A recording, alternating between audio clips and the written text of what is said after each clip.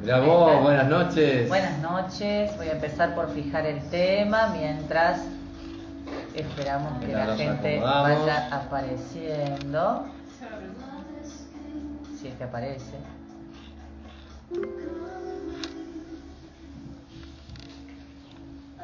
Hola, buenas noches a todos. Bueno, noche de sábado hoy porque ayer viernes se nos complicó un poquito con el trabajo.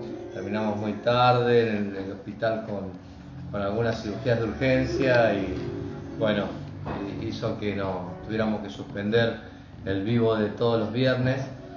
Y bueno, aparecimos un sábado y con otro clima, Mar del Plata. Sí, está fresco, Mar la del semana Plata. pasada les contábamos que hacía un calor impresionante y nuestra ciclotímica Mar del Plata nos sorprendió esta semana con días cada vez más fríos y hoy estamos con un frío. No, tampoco un frío bárbaro, pero Bueno, una noche no fresca, una noche de 17, 18 grados en Mar del Plata. Con el vientito típico de la costa se hace una noche fresca. Sí, una noche fresquita para el verano. Hoy, como ven, estamos con otro escenario. Hoy cambiamos el fondo, en realidad cambiamos el lugar de transmisión. No vamos a ahondar demasiado en detalles. Tuvimos asistentes de lujo acomodando toda la escenografía el día de hoy, la verdad. Nueva iluminación, vamos a ver cómo sale, con un poquito de música de fondo, que después la vamos a bajar un poquito porque me parece que está un poquito alta, pero al mismo. Y te digo que si la luz de fondo y todo nos gusta, nos lo llevamos también. Sí, también, ¿por qué no? ¿Por qué no? Está lindo el artefacto. Hoy tenemos un tema controversial. Fuerte, y ya empezamos, desde la tardecita empezamos a preguntar opiniones y tuvimos muchas respuestas, algunas todavía no las llegué a publicar, así que estamos a pleno. Sí, estamos a pleno con un tema que a mí particularmente me gusta, pero debo admitir que en lo personal es más teórico que práctico, porque la verdad que no he tenido pacientes que refieran una adicción al sexo, y hasta hace unos años era como algo de los famosos esto, nada más. Sí, por lo menos en las noticias, digamos, siempre resaltó esta cosa de, ha habido casos famosos, el caso de Tiger Woods, o la declaración de Michael Douglas. Michael Douglas creo que es el más famoso de todos. Sí. Después hubo un productor de cine hace poco que fue muy famoso también porque fue denunciado por más de 30 años de acoso, incluso sexual. Harvey Weinstein. Vos lo vas a decir mejor, a mí me va a costar un poco Harvey Weinstein, eso. creo que es. Pero exactamente. Bueno. Un productor de Hollywood. Sí, lo que pasa es que también detrás de la carátula de la adicción al sexo se ha respaldado mucho, ¿viste? Yo les había puesto a todos en la historia, ¿qué piensan? ¿Esto es real o es marketing para infieles? En su momento el descubrimiento de la infidelidad de Tiger Woods fue, él se defendió diciendo que lo que tenía era una adicción. Sí, en muchos detractores de esta condición como condición de enfermedad o como condición de adicción, hablan de que, primero que llama la atención que es mucho más frecuente en varones que en mujeres, cosa que no tendría mucha explicación. Sí. Y lo otro es que de alguna manera estos detractores hablan de que en realidad son justificativos al momento de ser descubiertos en una infidelidad. Alguien nos está tirando infidelidad, mirá. Infinidad de corazoncitos, muy bien. Eso es muy bueno, porque esos corazoncitos que tienen ahí al costado en Instagram, lo que hacen es avisarle a cada vez más personas que nosotros estamos transmitiendo en vivo para que puedan conectarse, así que eso es genial. Pero como te digo, es verdad que hay casos de infidelidades donde, sobre todo en personas de público conocimiento, que han salido a decir, no, lo que pasa es que yo soy un adicto Claro, es que la adicción al sexo de alguna manera se comenzó a popularizar o se empezó se empezó a a hablar del publicar tema, en los medios, claro, hablar del tema a partir de estas personalidades, ¿no? Que aparte pagaban fortunas en internaciones, en clínicas de adicción al sexo, de lo que ya vamos a hablar dentro de un rato. Pero bueno, la idea es poner un poco sobre el tapete los detractores y los que apoyan la idea de que esto es una patología mental y que esto requiere de un tratamiento y que esto es una verdadera adicción. Claro. Bueno, vamos a poner un poquito cada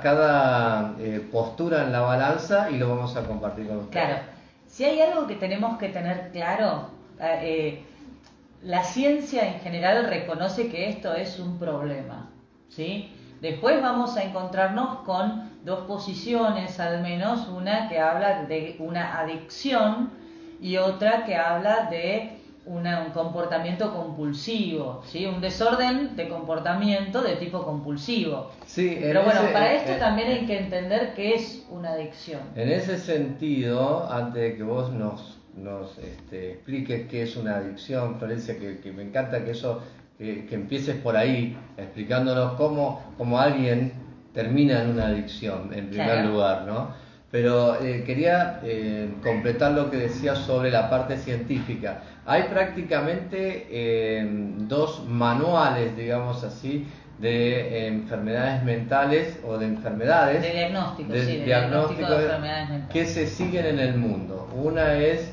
el CIE-10 o CIE-11 que ha salido ahora, que es la Clasificación Internacional de Enfermedades que dictamina la OMS todos los años. Sí, señor. Y de la que, ahí decía Florencia recién, que clasifica a lo más parecido como adicción al sexo como... En realidad la CIE-11 lo clasifica como... bueno, la sigla en inglés, lo tengo que decir todo mezclado, es un... Mira, justo se... Sí, se desconectó. Se cortó un poquito, no, pero ahora va a volver a conectar, no hay ningún inconveniente. Lo llama la CIE-11, desorden, ¿no? Sí, lo llama desorden del comportamiento de tipo desorden sexual del comportamiento de tipo compulsivo sería la traducción correcta. Bien, ¿sí? O sea que porque es behavioral se complica. Sexual behavior compulsive disorder. La cuestión es que lo clasifica dentro de los desórdenes sexuales de tipo compulsivo. Claro. Es lo más parecido. Se habla de una conducta compulsiva. Se habla, digamos, de un desorden de la conducta de tipo compulsivo. Para eso hay que entender lo que son las compulsiones. Y en algún momento en el DSM, la actual versión del Manual de Diagnóstico de Trastornos Mentales, que es la versión quinta, en algún momento se habló de la hipersexualidad. El DSM, para comentarle a la gente, es el Manual de Enfermedades sobre todo mentales, sí, ¿no? el manual de enfermedades mentales de que utilizan mucho en Estados Unidos y en los países sajones. Sí, y nosotros lo utilizamos mucho en Argentina. Y nosotros nos guiamos muchísimo de todo lo que sale en el DSM. El DSM directamente no está ni siquiera como trastorno compulsivo ni como verdadera adicción al sexo. Claro. Vos ibas a hacer una referencia sobre el DSM. Claro, en el DSM en algún momento la clasificación fue el de la hipersexualidad, ¿sí? El de una conducta hipersexual.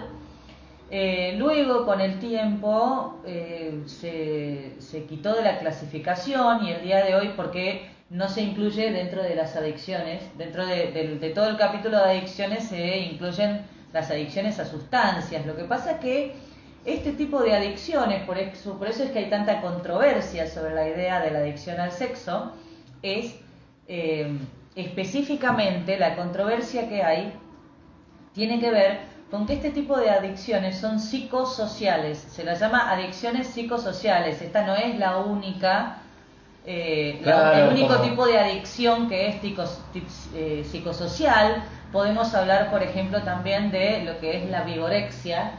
Sí, la ludopatía. La adicción al juego, ¿no? La ludopatía también entra en ella y algunas adicciones como lo que tiene que ver con las compras, muy femenina esa adicción, ¿no? La adicción a las Desconozco absolutamente. Es una adicción también de ese tipo social. Desconozco, totalmente. Pero sí, incluso muchas de estas adicciones están reconocidas como tales. Claro, lo que pasa es que están en otro capítulo, si mal no recuerdo, del DSM-5, las adicciones psicosociales, lo que es la ludopatía. Claro. Sobre todo porque, a ver, tiene que haber una serie de características para que podamos considerar que es una enfermedad, ¿sí? Pero antes que eso, para hablar ya sea de una conducta compulsiva o de una adicción, necesitamos entender lo que es una conducta compulsiva y lo que es una adicción, ¿sí? Y en todo lo que tiene que ver con las adicciones en general, no solamente con la que vamos a hablar el día de hoy, hay determinadas características, ¿sí? En general hay diferentes fuentes que podrían llegar a dar origen a una adicción. Las fuentes, bueno, de todo lo que es el entorno, un entorno que favorece que suceda una adicción. Entiéndase, por ejemplo, voy a dar un ejemplo, si dentro de la familia, la pareja parental, llámense los padres, por ejemplo, son fumadores, tenemos dos opciones: o bien que ese niño, que esa niña naturalice la conducta del tabaquismo y que luego desarrolle la adicción al tabaco, o bien que le tenga un tremendo rechazo, ¿no? Es lo que hoy a la tarde charlábamos un poco respecto de lo que es el destino de la pulsión, la vuelta a lo contrario o la compulsión a la repetición.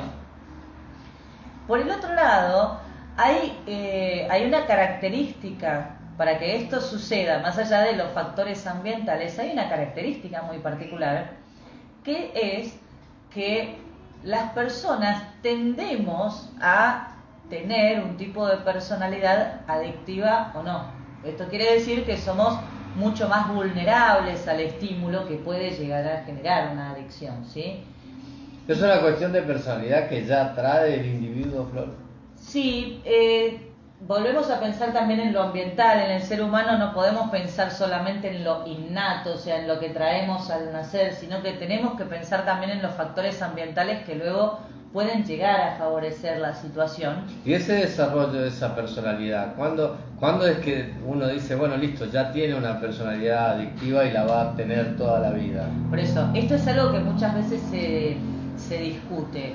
Alguna vez se introdujo al concepto del genoma social, de que a esta altura de nuestra vida, dentro de nuestro mapa genético, también hay caracteres. Se ha comprobado que los caracteres de personalidad son hereditarios genéticamente y que hay parte de nuestro ADN que también traslada ciertas actitudes, que después muchas veces son reforzadas también con el entorno, porque obviamente nuestros progenitores van a estar ahí también para seguir reforzando ciertas conductas, ¿no? Pero uno, digamos, en forma la práctica, personalidad uno es una tendencia. Ajá. ¿Sí? Y uno para llevarlo tratar de hacerlo algo práctico, ¿no? Uno puede decir que cuando llegó la persona a la vida adulta y ya tiene esos rasgos de personalidad, ¿los va a llevar toda la vida o se pueden cambiar? Cuando son rasgos, los psicólogos siempre diferenciamos entre estado y rasgo, ¿sí? Cuando es un estado, cuando hablamos de que algo que está sucediendo en la vida de la persona pasa por un estado, es algo que suele ser temporal. Ojo, que sea temporal a veces puede durar una semana, a veces un mes o unos cuantos años, pero... Claro, 45 años. No, 45 años yo ya te diría que es un rasgo, ¿sí? Bien. ¿A qué voy con esto? La personalidad no cambia. Si hay algo que yo siempre repito y que si en algún momento tengo la suerte de que alguno de mis profesores del primer posgrado, que también tuve la suerte de coincidir con ellos dentro de mi formación de grado, escuchan esto, el segundo día del primer día del primer posgrado que hice, que fue el posgrado de psicoterapia cognitiva, estoy hablando de hace muchos años atrás, bueno, más o menos a los 10 días de recibirme, digamos. No tanto. Me dieron una fichita hermosa de Prochaska y Di Clemente que se titulaba ¿Por qué los continentes? Dos autores que en esta ficha hablaban de se titulaba ¿Por qué los continentes no se mueven? ¿Por qué las personas no cambian?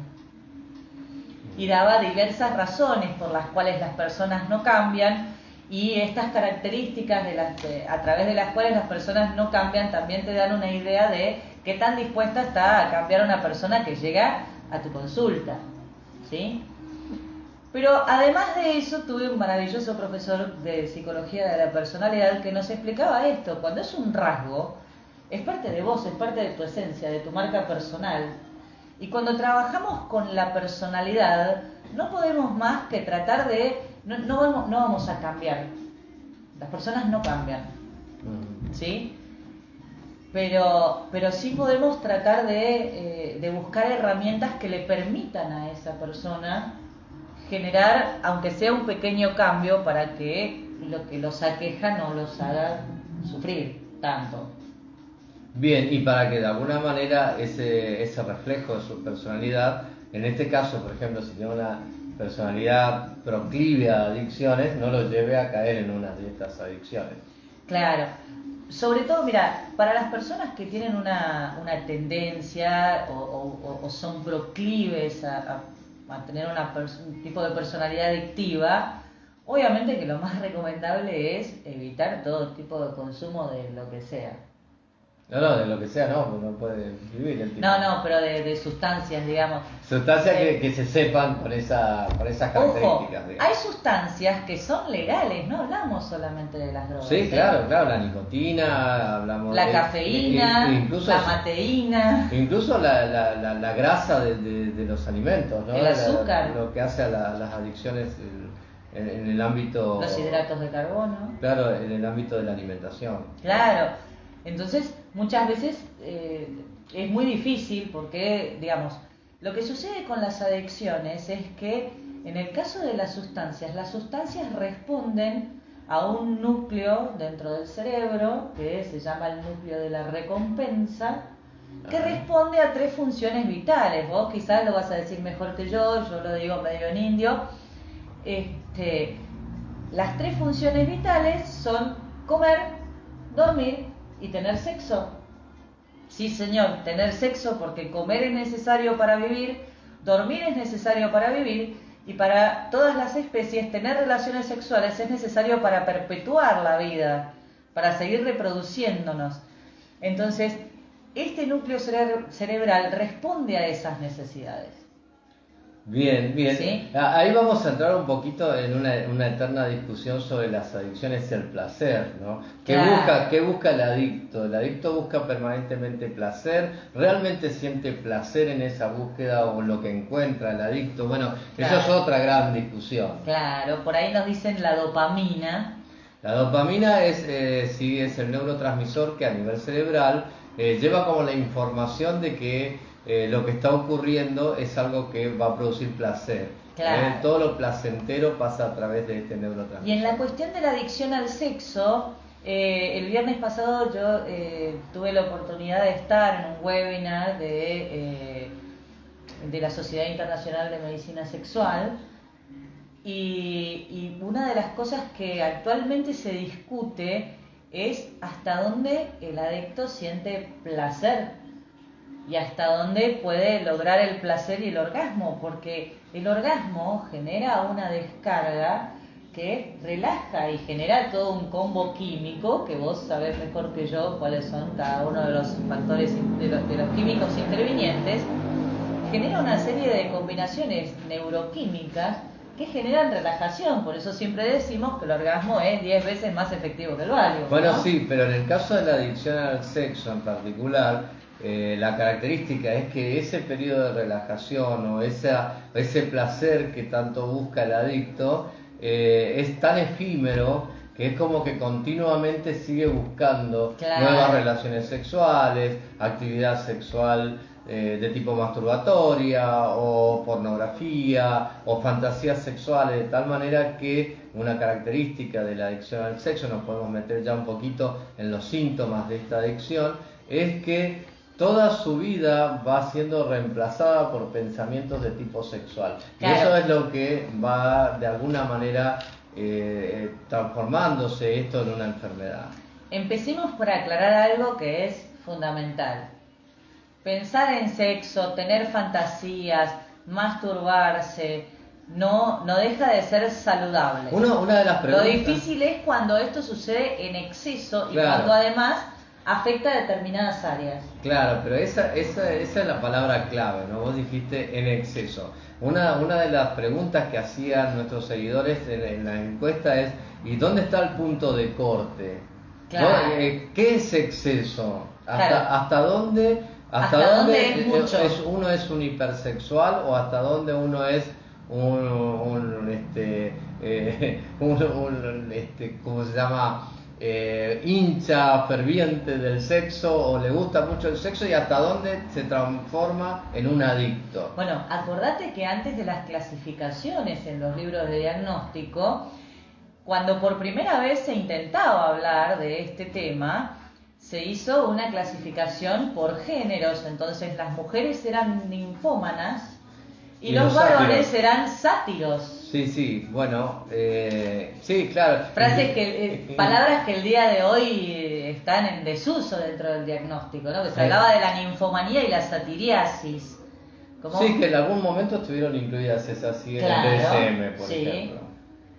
Por eso, pero después se dejaron estos... Bueno, pero ¿dónde está el punto de corte? Yo creo que el punto de corte en una adicción es bastante clara. El punto de corte está en el momento donde estos pensamientos sexuales, esta actividad sexual repetitiva, Sí. esta búsqueda de sexo va reemplazando o va poniendo en peligro otras actividades de la vida cotidiana que todos tenemos, es decir, una actividad laboral, Claro. la vida familiar.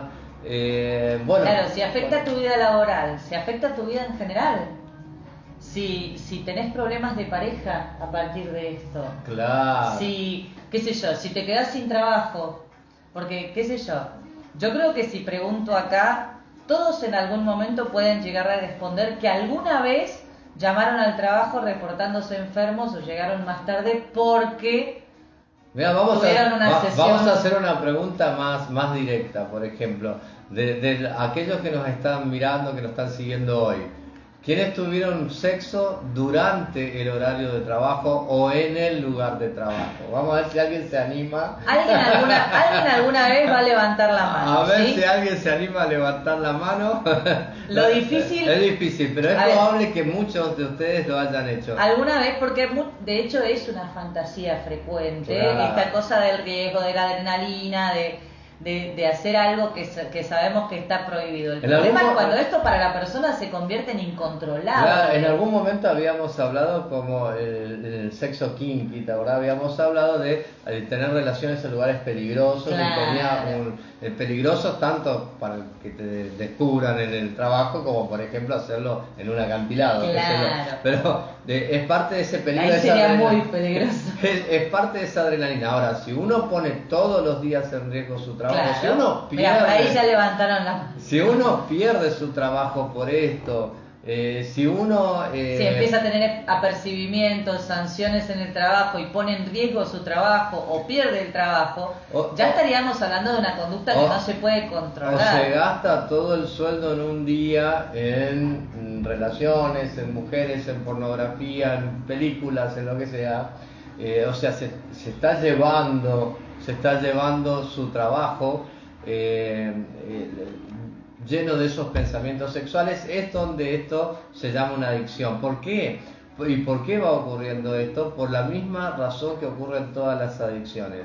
Cuanto más se llega a esa sensación placentera, más efímera se hace y más rápido se necesita recurrir como se dice, ahí aparece la compulsión, ¿no? Exactamente, como se dice en el consumo de sustancias, a mayor consumo, mayor necesidad de la sustancia para saciar la necesidad.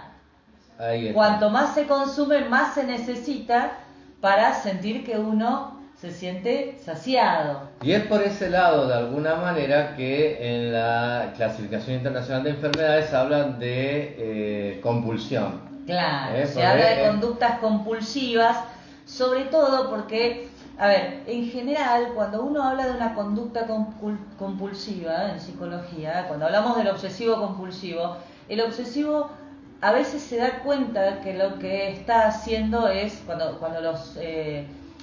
cuando el obsesivo repite cosas, esas cosas que se ven en películas, ¿cómo es que se llama la película esta de cosas que él es obsesivo? De película. Ya me voy a acordar el título de esa película que es muy famosa, que él es obsesivo compulsivo. No sé, ya me va a salir. Por ahí por privado están contando una historia sexual. Por privado nos llegó una notificación de algo que decía en horario de trabajo con X y leímos hasta ahí.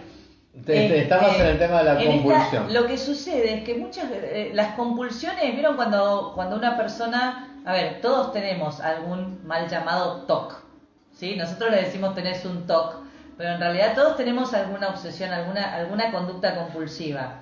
Las cábalas, por ejemplo, la gente que hace cábalas cuando va a haber un partido del equipo que le gusta. Me acuerdo de alguien que, ya con una personalidad obsesivo-compulsiva, que cuando había partido se tenía que poner una media de un color y otra media de otro. Siempre las cábalas son muy comunes en el fútbol. Bueno, no sé futbolero si no se tiene cábalas. Lo que sucede con este tipo de conductas es que el obsesivo se da cuenta, es consciente de que la acción que está llevando a cabo no tiene sentido, pero no puede dejar de hacerla, no puede dejar de repetirla, no importa lo que suceda. Porque el pensamiento repetitivo negativo en el obsesivo es que si dejo de hacerlo, algo malo va a pasar. ¿Sí? Y en el caso de la conducta compulsiva en el sexo, la persona no puede dejar de hacerlo por más que esto afecte las diferentes áreas de su vida. Después aparece la culpa, la angustia, pero no puede dejar de hacerlo. Por eso es que se habla de una conducta compulsiva. Otra eterna discusión, porque aquellos que hablan de... Mejor imposible, ahí está, me dijeron. Mejor imposible la película, muy bien. No la vi. ¿Qué va a ser?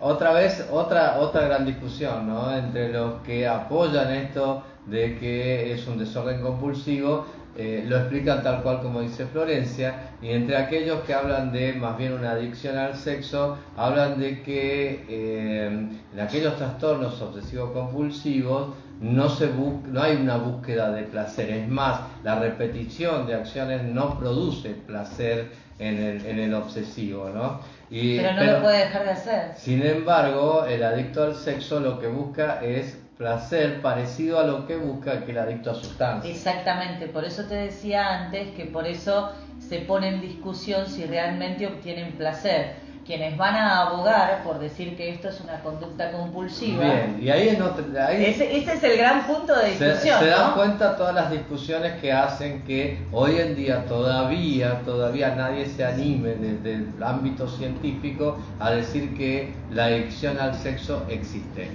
Todas estas discusiones que nosotros le estamos planteando son las que se plantean en los ámbitos científicos. Vale decir que no vale justificar diciendo yo soy adicto al sexo si salieron a hacer una búsqueda fuera de casa. El gran problema es que como no existe una enfermedad que se llama adicción al sexo, porque todavía no está aprobado por ninguna entidad internacional, todavía no podemos decir difícil que un juez justifique ciertos actos de infidelidad. Pero tenemos la clasificación de la conducta, del desorden de la conducta de tipo compulsivo. Bien, sí, se puede justificar por ahí, por ese lado. Se puede justificar por ese lado, pero no vale decir yo tengo un desorden sexual de tipo compulsivo. Sí, hay que probarlo después, ¿no? Claro. Pero bueno, resumiendo, como toda adicción, la adicción al sexo requiere de actitudes compulsivas, porque todas las adicciones se caracterizan o son parte de estas actitudes compulsivas a repetir los actos, buscando en este caso ese placer sexual, ese placer en el sexo que cada vez se hace más efímero y lo que hace a su vez que se necesite de más actividad sexual. De síntomas que intervenían. Claro, ahí estoy redondeando este tema de los síntomas. Por supuesto, esto finalmente provoca culpa, porque el llenar la vida con estos pensamientos que como dice Florencia, entran sin permiso en el cerebro de las personas, producen mucha angustia. A su vez, esto le empieza a traer problemas en el ámbito social, en el ámbito de trabajo, en el ámbito de la familia. Estas personas pierden sus trabajos, se empobrecen gastando dinero en su promiscuidad permanente y finalmente se encuentran en una situación muy desagradable desde lo psicológico, porque al contrario de muchas sustancias, como por ejemplo el alcohol, que te puede terminar matando en un estado de dependencia y de abstinencia, no pasa esto con la adicción al sexo, pero sí uno puede quedar en un estado de retracción social que sea similar. Claro. A ver, sumemos a esto, en la adicción al sexo quizás no hay una sustancia que te va a terminar matando, por así decirlo. No la abstinencia. Pero no va a haber una abstinencia que te va a terminar matando. Claro, no va a haber una abstinencia que te pone en riesgo la vida. Así es. Pero va a haber un monto de angustia, de culpa, de sentimientos encontrados que te pueden llevar a un episodio depresivo y que te pueden llevar por el lado a la ideación suicida, ¿sí?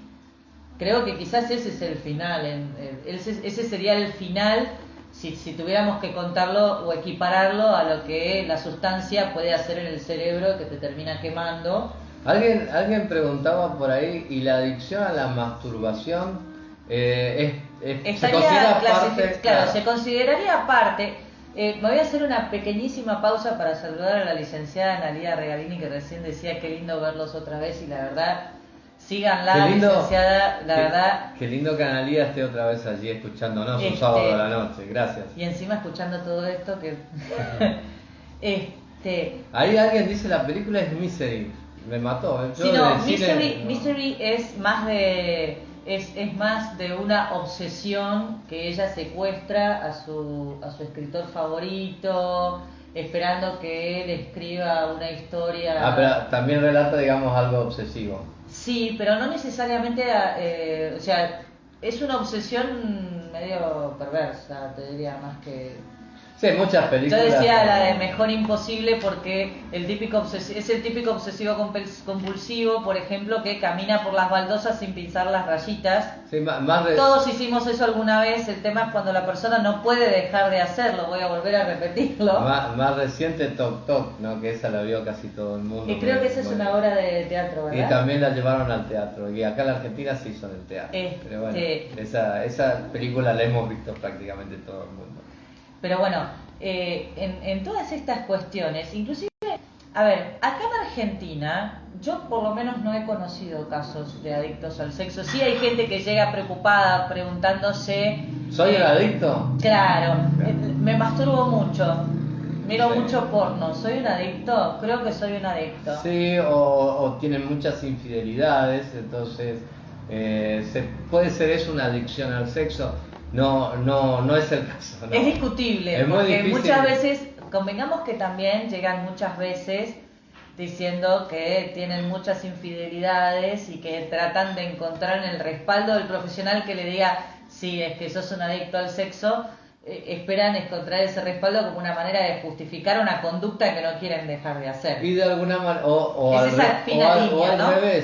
revés, una conducta que le está trayendo problemas y que piensan que con un medicamento que limite eso pueden solucionar todos los problemas sociales, familiares y demás. Claro, cosa que no es cierto. Que hay centros de adicciones en otros países, en Estados Unidos, que han sido muy famosos por promocionarse como centros que trabajan. Ahora voy a hacer un comentario sobre eso. Quería complementar nada más con el tema de los síntomas.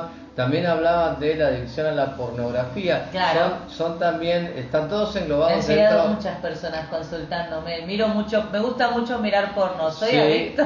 Y hay gente que la verdad que le dedica muchas horas al día al porno. Bueno, entra dentro de la adicción al sexo. Por eso, acordate que más allá del consumo masivo, lo que siempre evaluamos es si esto afecta a otras áreas de su vida. Si por ahí si pasa muchas horas, por ejemplo, mirando porno, de manera recreativa, muchas horas ya sería pensar mucho, pero si pasa mucho tiempo mirando porno, el día de hoy, es más, ¿sabés cuándo me llega mucho la consulta, por ejemplo?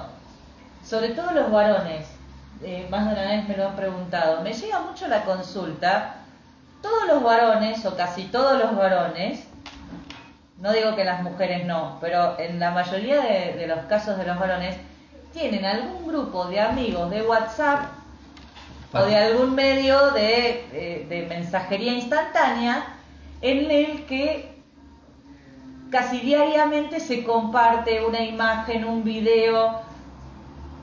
Básicamente, a ver, y está perfecto, básicamente porque los varones son recontravisuales, entonces está muy naturalizada la idea del porno como una materia de... Bueno, hay gente que dedica muchas horas al porno. Hay que tener cuidado con esto también. Sí, no, pero a lo que voy es a que más la consulta allá de que es... se transforme en una adicción o no, claro, cosa que es... a lo que voy es a que la consulta es... Me acuerdo de uno, pero patente. Un paciente llega y me consulta y me dice, la verdad, qué sé yo, tengo un grupo de amigos que, a ver, no voy a dejar de hablar con mis amigos y qué sé yo, pero arrancamos la mañana y ya empiezan a mandar fotos y empiezan a mandar videos y yo estoy trabajando y miro medio de reojo, qué sé yo, y después cuando llego a casa miro todo y después me terminé copando porque estoy re excitado y me pongo una página o me pongo a buscar porno. ¿Eso quiere decir que soy adicto? Y a veces no quiere decir precisamente que sos adicto. A veces quiere decir que estás excitado. No, pero aparte ya vimos que la adicción requiere de estas otras características de alteración de la vida personal. Lo mira de reojo, pero sigue trabajando, llega a casa, se mira todo, se recontraexcitó mirando todo y buscó una adicción que también fue incluida en estos manuales de enfermedades mentales y que es bastante moderna y que tiene características similares en el hecho de la cantidad de horas que le dedica a la gente, es la adicción a los videojuegos, por ejemplo. Que es un tipo de ludopatía, aunque no incluya la apuesta. A veces llama la atención como la ciencia también es como que va dejando el sexo para más tarde, ¿no? Todas estas limitaciones que tenemos tanto para hablar de sexo, para hacer un programa de sexo, para tener una página en Instagram para hablar de sexo, también pasa en la ciencia. Entonces es más fácil hablar de la ludopatía, de la adicción a los videojuegos, de la adicción a las grasas, de la adicción al gimnasio, que de hablar de la adicción al sexo. Entonces, por eso a veces la patología sexual es como que llega último. Es que el sexo sigue siendo tabú. En las investigaciones. Por el tabú del sexo. sigue siendo tabú. De eso no se habla. Entonces difícilmente se puede hablar de una adicción al sexo o de una conducta sexual compulsiva si no reconocemos el sexo como algo de lo que hay que hablar. Voy a volver a decir lo que decimos siempre. Qué sé yo, me pasa mucho decirlo en charlas y en conversaciones entre amigos. La educación sexual es fundamental para prevenir este tipo de cosas. El otro día escuchábamos una entrevista. Y también podemos decir ahí, agregando eso, la pornografía mal educa. Claro. No sabemos eso, ¿no? Pero si uno es consciente de que la pornografía mal educa, y uno quiere consumir solo a fines de excitarse, sabiendo que nada de lo que pasa en una situación de una película porno es real, es lo que puede pasar en la vida real, más allá de un juego, porque a veces inclusive hay muchas categorías de pornografía. Quizás un día deberíamos hablar de pornografía en vivo. Sí. hay muchas categorías de pornografía donde si está de acuerdo la el gente, sexo es muy rudo, donde el sexo es muy... Hablamos de categorías del porno, ¿qué te parece? Claro, más allá del grado de qué tan explícito sea, a veces el sexo es muy rudo en lo que se muestra en ciertas películas, o muy agresivo, o muy violento. Pero eso puede ser que sea lo que alguien va a buscar, eso es lo que tienen las categorías del También porno. a lo que voy es a que en general, más allá de que hay una categoría que es rudo o duro, ¿Puedo hacer un chiste malo? ¿qué Perdón, pasa? porque Sí. voy a hacer un chiste. ¿Para qué te voy a hacer un chiste tra- muy malo. No, la cámara de este celular que estamos usando prácticamente me saca a la mitad, ¿no? Y tengo las dos manos, yo tengo las dos manos arriba del escritorio, pero siempre se me ve una, parezco René Laván. Parezco René Laván porque se me ve acá con una sola mano. Me está dando gracia a mí mismo, perdón, me fui a la mierda. Ahí está, ahí mostraste la otra mano. Tengo las dos. Usuarios jóvenes, quienes no saben quién es René Laván, por favor googlean luego de terminar el vivo. Y vean algo de René Laván, les va a gustar. Y se van a acordar Pero de mí, bueno. nada más que tenía una sola mano René Laván y era a la izquierda. A ver, más allá de que el porno mal educa, porque muestra cosas que no son las más habituales, ¿sí? En lo que sucede en el sexo real.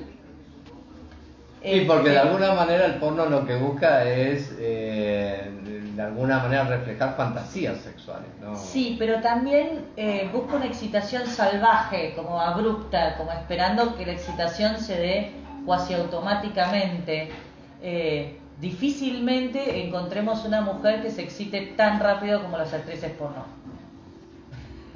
Difícil. No, pero debe haber. Salvo alguna que otra. Puede haber alguna que otra situación. Ibas a decir algo sobre las clínicas No, sexuales. iba a comentar acerca de que la educación sexual, el otro día veíamos una entrevista que le habían hecho a Eusebio Rubio, que es un grande, en un programa mexicano, donde él explicaba que la educación sexual integral, que tenemos una ley que no se usa, o que se usa poco. Ojo que no les va a gustar a alguno, digamos que no se respeta como se debería claro, respetar. que no se aplica como se debería aplicar. No se aplica lo suficiente. La educación sexual también sirve para prevenir, no vamos a evitar, pero va a servir para prevenir muchas de estas cosas, ¿sí? Y yo te mencionaba, bueno, esto de que hay centros de adicciones en otros países que suelen promoverse como centros que trabajan las adicciones y que entre ellas trabajan la adicción al sexo. Bueno, hay una clínica muy famosa, se hizo muy famosa por Michael Douglas. Por ser la clínica que atendió a Michael Douglas, ¿no? Que es de Meadows en Arizona. Esa clínica se hizo muy famosa como clínica de adicción al sexo y se publicó en muchos lugares que, por ejemplo, Estados Unidos tiene clínicas que se dedican a la adicción al sexo. Que alguien me corrija si no estoy diciendo la verdad, pero me puse a investigar mucho sobre este tema y no existe en Estados Unidos una clínica que se dedique exclusivamente a la adicción al sexo. No existe. Son clínicas de adicciones. Claro. Que de alguna manera admiten a estas personas que se llaman adictos al sexo, sobre todo, que son Michael Douglas, porque obviamente, ¿cómo no lo vení, vamos a... Michael, te recibimos, te tratamos todo lo que quieras. Por supuesto, pero son clínicas de adicciones. Si seguís sintiendo que tenés un problema, Michael, vení, mandanos un mensaje, no hay ningún problema. Es posible que te salga más económico atenderte en SexMedSex, de todos modos. Totalmente. Estaba viendo, por ejemplo, The Meadows, te promociona 5 semanas de internación para tratamiento intensivo a $44,000. ¿Cómo te va? Yo por la mitad lo atiendo y no hay problema, ¿eh? No, vos no atiendas a No, atiendo la adicción. Es un adicto al sexo. No, atiendo la adicción. Mira, nos dicen por ahí, Cintia, también está el porno erótico, sí, señor. Las categorías que y nos pregunta cómo sería un tratamiento en este tipo de adicción. No me ha tocado hasta ahora trabajar con una adicción. Lo que sí te puedo decir es que en psicología nosotros nos vamos tomando de diferentes teorías. Yo primero recibo la demanda y a partir de la demanda voy a empezar a pensar un plan de tratamiento donde voy a tratar de explorar las causas, los síntomas, lo que esa persona me trae al consultorio y me cuenta, porque cada uno de nosotros es distinto, independientemente de... Hay personas a las que esto le va a afectar más en el área de la pareja o más en el área del trabajo o en todas las áreas, entonces tenemos que saber cómo abarcarlo, ¿sí? En general las áreas, según el tiempo de evolución, se van afectando todas, sí, como la mayoría de las adicciones. Vos corregime, pero... Y a partir de ahí empezamos a hacer un trabajo artesanal donde empezamos a tratar de buscar herramientas para modificar conductas, para tratar de controlar los impulsos. Eso te quería decir. Vos corregime si no es cierto, pero bueno, los médicos que tenemos cierto conocimiento sobre las adicciones, tenemos entendido que más o menos todas las adicciones tienen un patrón de tratamiento similar, ¿puede ser? Sí, hay los famosos programas de 12 pasos, decís vos. Sí, o que se plantean ciertos objetivos que son similares para todos estos padecimientos que tienen que ver con adicciones. Sí, puede ser. Lo que pasa es que dentro de ese programa, vos mirás el esqueleto de un programa de 12 pasos o de los llamados tratamientos manualizados. Lo que pasa es que en las adicciones... Muchas veces en las adicciones por ahí tenés el espacio individual de la persona donde trabaja de manera individual, el espacio de grupo, los grupos en adicciones y en algunas otras cuestiones también, los trabajos psicológicos en grupo suelen ser muy buenos y muy positivos.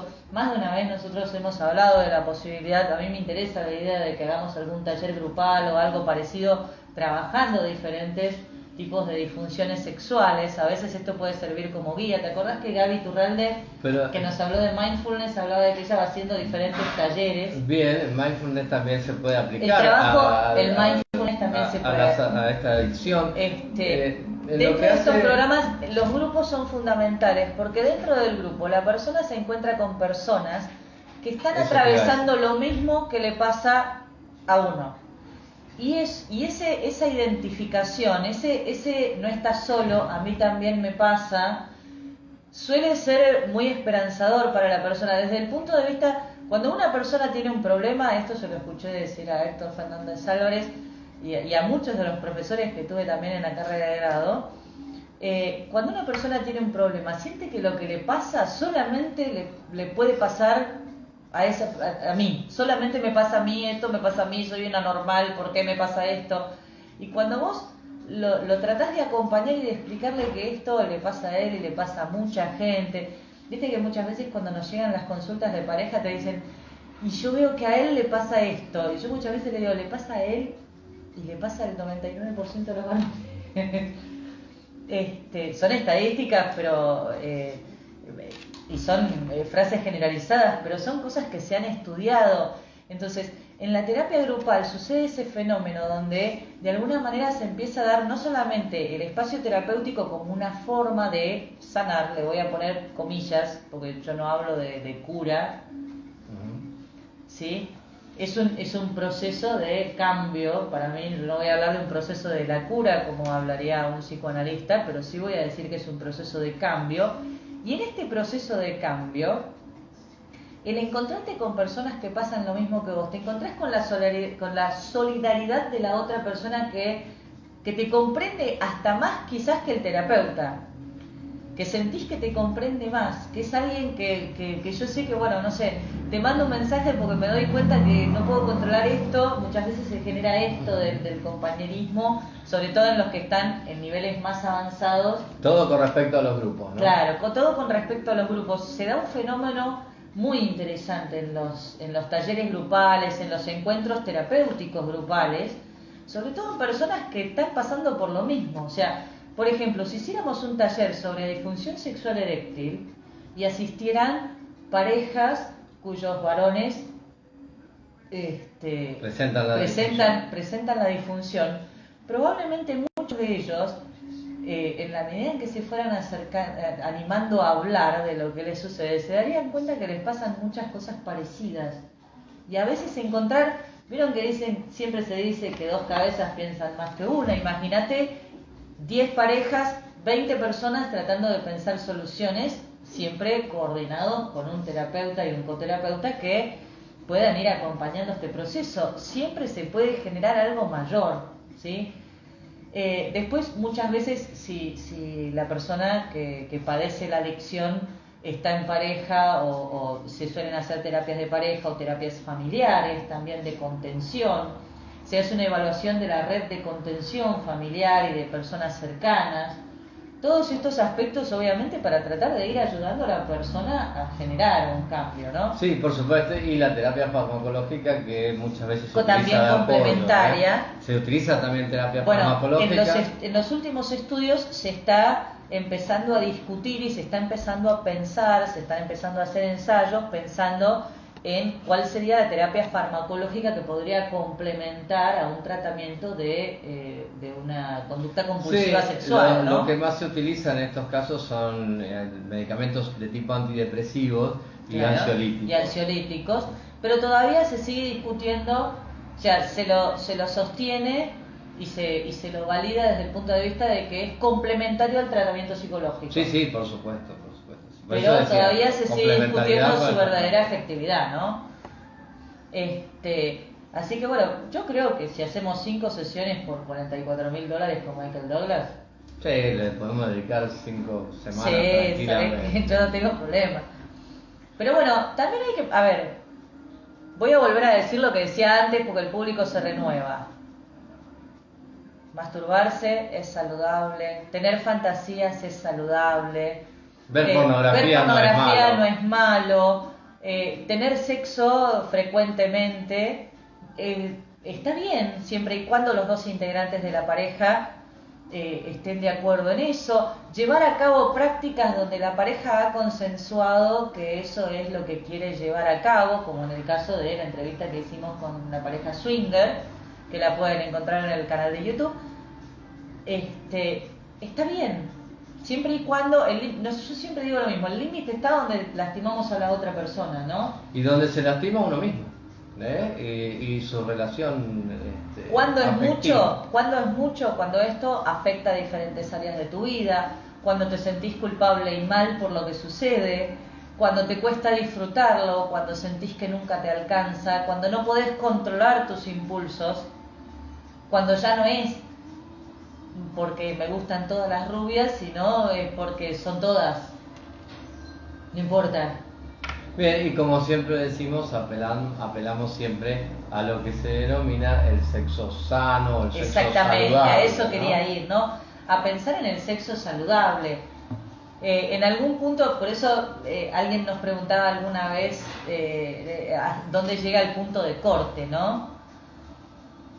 Mira, acá nos dicen, en el sex shop tengo muchas preguntas sobre la falta de ganas, la libido, al revés de la adicción. ¿Cómo puedo ayudar? Lo mejor que podés hacer es contactarlos con un profesional que pueda guiarlos. Sobre todo porque todo lo que es la dificultad en el deseo sexual, lo que se puede llegar a clasificar como la falta de libido, está bueno hacer la consulta. Y no te olvides, Cintia, que hace la pregunta, que existen causas médicas de disfunción del deseo sexual, las causas hormonales. Por lo tanto, todos estos pacientes tienen que tener un chequeo médico, ginecológico, urológico, para que se haga un dosaje hormonal y se descarten causas médicas.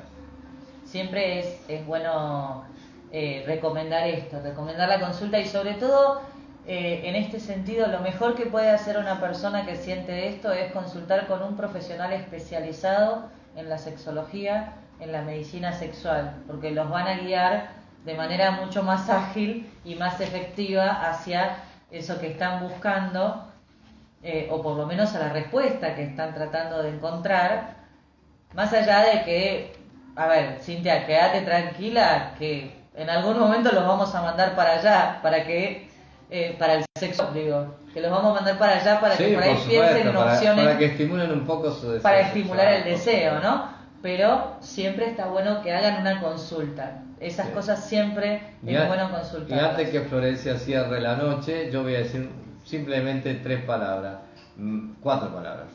Michael Douglas es un capo. Ya está, se dijo, se tenía que decir y se dijo. Y Tiger Woods es un mentiroso. Tiger Woods es un mentiroso.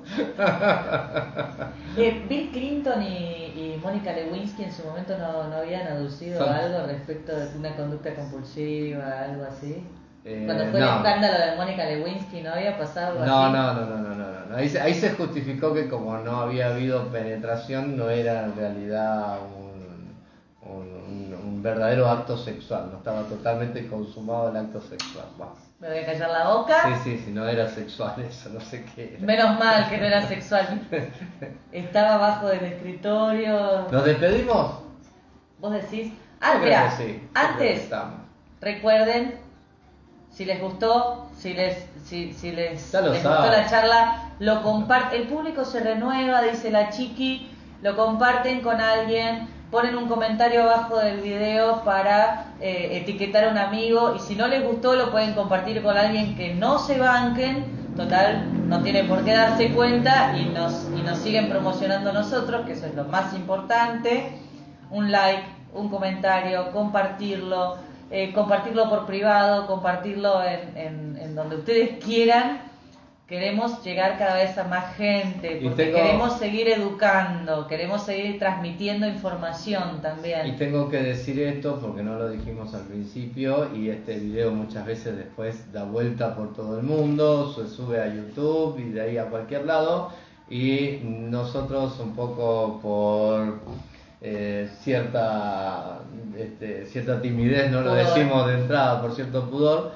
Soy Alejandro Urresti, médico urólogo, tengo a mi cargo la sección de medicina sexual en el Hospital Privado de Comunidad en Mar del Plata, y mi compañera es Florencia Muchico, psicóloga y sexóloga, especialista en terapia familiar, grupal, ¿cómo es la asunto? Terapia cognitiva, familiar, grupal, individual y vincular. En todo eso juntos somos Sex Med Sex. Y juntos somos... Sonó muy superhéroes. ¿Y qué vamos a hacer esta noche, Pinky? Tratar de conquistar al mundo. No, borren eso. Chao, corta. Gente, gracias. Primero que nada, gracias a nuestros amigos que hoy, mientras nosotros estamos acá hablando, usando el internet, y les desbaratamos toda la casa, que nos prepararon todo el escenario para que salgamos en vivo, encima nos están cocinando pizzas, una cosa increíble. ¿Sí? ¿Lo sacamos en cámara o no? Nos están cocinando pizzas, nos dejaron unas copitas acá para brindar y para mandar la foto del brindis que siempre nos pide el gallego. Y gracias de corazón, porque si ustedes no estuvieran ahí, no tendría mucho sentido que nosotros estuviéramos acá, y esto es parte de nuestro proyecto personal y científico que se llama Sex and Sex. Cintia dice que tenemos que decir: vamos a educar al mundo. Vamos a educar al mundo. Me gustó, Podría ser. Así que bueno, gracias en serio, que tengan buenas noches, gracias por acompañarnos. Chao, buenas noches.